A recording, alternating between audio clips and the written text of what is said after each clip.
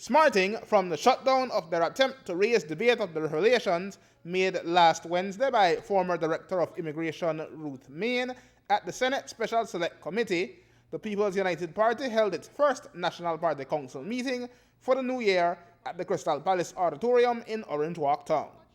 Meighan, in her second appearance before the committee in Belmopan, had admitted that a large number of persons approved for nationalization by the department in 2012 were not in compliance with the requirements in place and did not qualify to be true Belizeans. Those persons whose files were not complete did not qualify at that time to get Belizean nationality.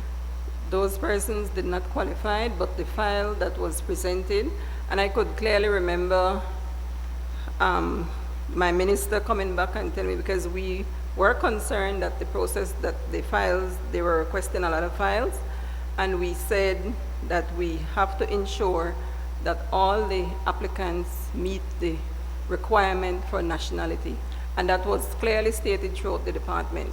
And so any files that came to us for approval, they were presented as qualified applicants. At Friday's House meeting, however, Speaker Laura Longsworth would not allow a discussion on the record. Adding to the sting is that a majority of the new citizens were from Guatemala. The country, which is claiming at least 50% of Belize, provided 822 new residents. They were followed by El Salvador with 366 nationalizations, Honduras with 330, and many others from A, United States of America, to almost Z, U for Ukraine, with 1 national registered. But wherever they were from, their right to be Belizean is under scrutiny, and no one was holding Briceño back following the National Party Council meeting.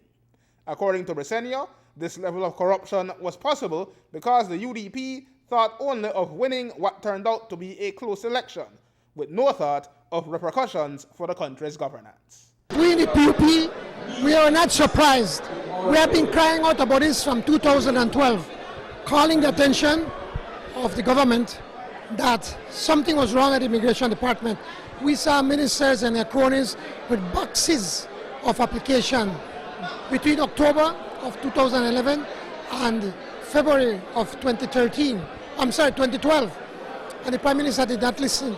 Now, here we have the former director of immigration, who was a director during that time in immigration, who basically admitted that there seems to have been some sort of electoral fraud. It was obvious what Dean Barrow and the UDP were doing. They wanted to win the elections at any cost. They knew that they were already losing the support of the people, and the results of that election clearly demonstrated it. If they did not illegally register 2,000 or issue 2,000 nationalities in 4 months, they would not have won the election. So obviously, we believe that the elections were stolen, and that the mandate that they have is an illegal mandate. That is why we believe that they should step down. They should call the elections and get a new mandate. And if the people vote them in, then we respect that. But we know in our heart, by speaking to the people across the length and breadth of this country, that the people want a change. The people want a new government led by the People's United Party. The P.U.P leader says he, his party, and the people should and will hold the government accountable for its actions. To start with, he said, a criminal investigation is needed. We want to make it abundantly clear. We are going to hold the government accountable. The Prime Minister needs to do the right thing. He needs to look at what is going to be his legacy.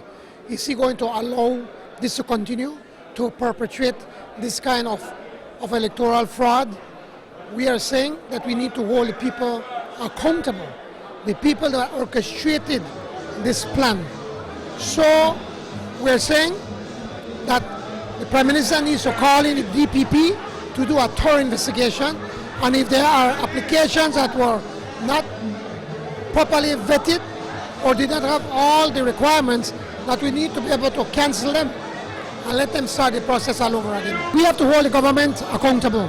We have to let them understand that the law was broken And if the law is broken, we need to hold the people accountable. There must be a full and thorough investigation and let the chips fall where they may. If people are found guilty, if ministers are found guilty, they need to answer. Aaron Humes reporting for News 5.